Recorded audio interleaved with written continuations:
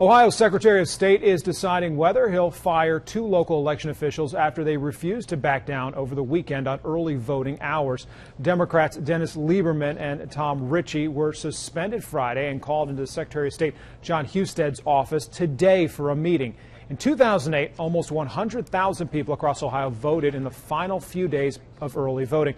Meanwhile, a federal judge is reviewing a separate lawsuit challenging the elimination of early voting statewide. While the Montgomery County board members were meeting with the Secretary of State this morning, supporters rallied in the streets of Columbus.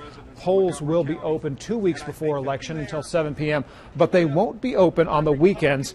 Last week, the Secretary of State issued a directive for uniform early voting hours after complaints that Republican counties were being allowed to hold longer hours, while Democratic counties were given limited hours. We talked with a political science professor today, and as Nicole Grigg reports, he says this all is part of a game of politics.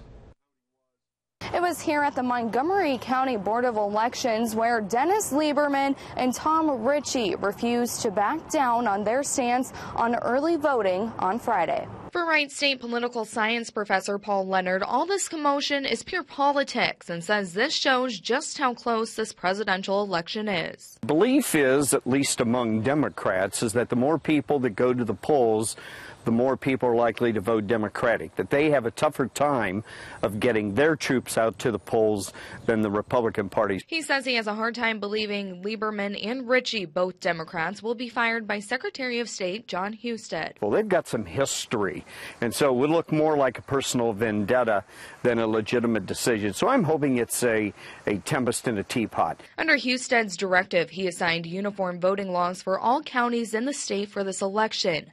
The Republican says it's fiscally responsible, but Democrats say it's voter suppression. It's sending a message to everyone that you need to make plans to vote. Lieberman says he thought he was following the directive and that it never said to get rid of weekend hours. This directive, to me, didn't address that issue, and so I felt that it was legitimate. Lieberman.Fellow board member Republican Greg Gantt says what it comes down to is this is the law set by the chief of elections. We had planned on being open for a total of 240 hours over 35 days to vote before this directive. The directive now sets it that we're open 230 hours. It really wasn't that much different than what our original plans were. Reporting in Dayton, I'm Nicole Grigg.